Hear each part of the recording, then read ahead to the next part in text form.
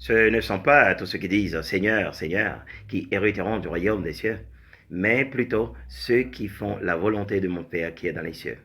Telle est la déclaration du témoin fidèle de l'Éternel des armées, savoir Jésus-Christ. Mais qui sont ceux qui font la volonté du Père céleste, le Saint d'Israël? Qui sont ceux qui exercent la foi en Dieu? Amis auditeurs de Valenti,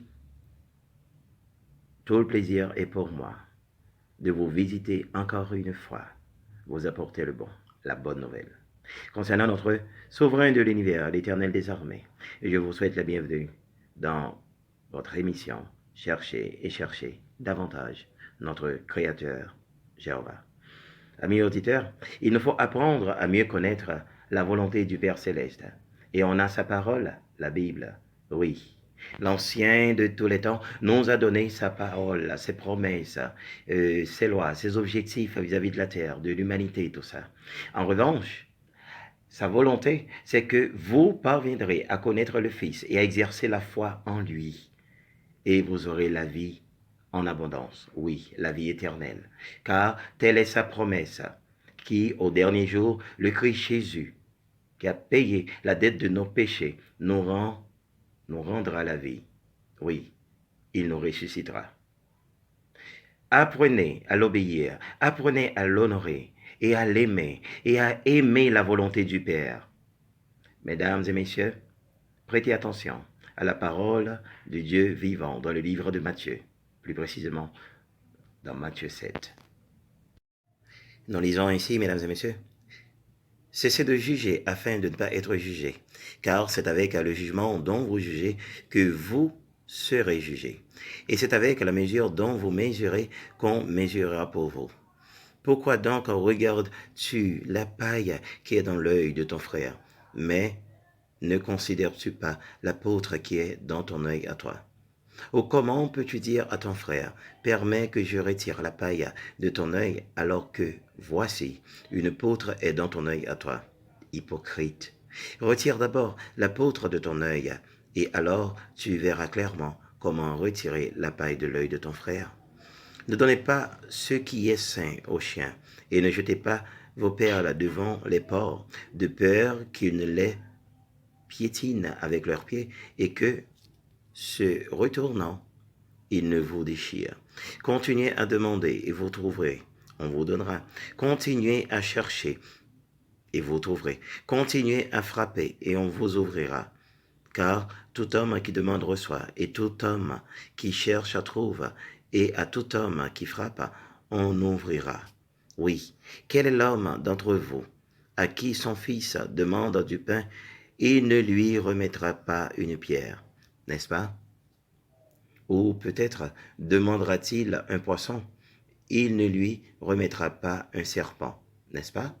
Si donc, vous bien que vous soyez méchants, vous savez donner des dons qui sont bons à vos enfants, combien plus votre Père qui est dans les cieux donnera-t-il de bonnes choses à ceux qui le lui demandent? Donc, tout ce que vous voulez que les hommes fassent pour vous, de même, vous aussi, vous devez le faire pour eux. C'est là, en effet, ce que signifient la loi et les prophètes. Entrez par la porte étroite, parce que large et spacieuse est la route qui mène à la destruction, et nombreux sont ceux qui entrent par elle, tandis qu'étroite est la porte et resserrée la route qui mène à la vie, et peu nombreux sont ceux qui la trouvent. Méfiez-vous des faux prophètes qui viennent à vous en vêtements de brebis, mais qui, au-dedans, sont des loups rapaces. C'est à leur fuite que vous les reconnaîtrez. On ne récolte jamais des raisins sur des épines ou des figues sur des chardons, n'est-ce pas? De même, tout bon arbre produit de beaux fruits, mais tout arbre pourri produit des fruits sans valeur. Un bon arbre ne peut porter des fruits sans valeur, ni un arbre pourri produire de beaux fruits. Tout arbre qui ne produit pas de beaux fruits est coupé et jeté au feu.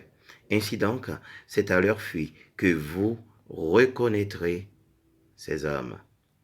Ce ne sont pas tous ceux qui disent Seigneur, Seigneur, qui entreront dans le royaume des cieux, mais celui qui fait la volonté de mon Père qui est dans les cieux. Beaucoup me diront en ce jour-là, Seigneur, Seigneur, n'est-ce pas en ton nom que nous avons prophétisé, et en ton nom que nous avons expulsé des démons, et en ton nom que nous avons accompli de nombreuses œuvres de puissance. Et à eux pourtant, je le confesserai alors. Je vous ai jamais connu. Éloignez-vous de moi, vous qui pratiquez l'illégalité. Tout homme donc qui entend mes paroles que voici et les met en pratique sera comparé à un homme avisé qui a bâti sa maison sur le roc. Et la pluie est tombée à verse, et les inondations sont venues, et les vents ont soufflé et ont battu cette maison, mais elle ne s'est pas effondrée, car elle avait été fondée sur le roc. D'autre part, tout homme qui entend mes paroles que voici et ne les met pas en pratique sera comparé à un homme sot qui a bâti sa maison sur le sable, et la pluie est tombée à verse, et les inondations sont venues, et les vents ont soufflé et ont heurté cette maison, et elle s'est effondrée, et sa chute a été grande.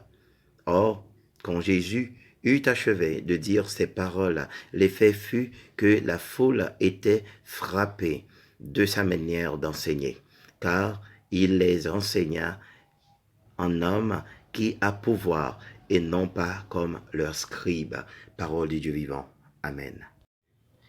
Amis ou enfants de Dieu, j'espère que ces rappels vous ont été un moyen pouvant vous aider à affermir ou agrandir votre foi en Dieu et vous garder dans l'obéissance à sa parole. Continuez à devenir membre de cette grande famille Valency en activant la notification de dessous la vidéo. Là, vous voyez la petite cloche à tout ça, les amis. Comme ça, cliquez dessus, échangez de personnaliser à tout ça, ouais. Et bénissez le channel avec vos commentaires. Cliquez sur la petite pouce bleue pour laisser un j'aime ou un like, tout ça, ouais. Oui, bien sûr. Et partagez la vidéo dans vos différents groupes. Et soyez bénis, les amis. Encore une fois, ce fut un plaisir. À la prochaine.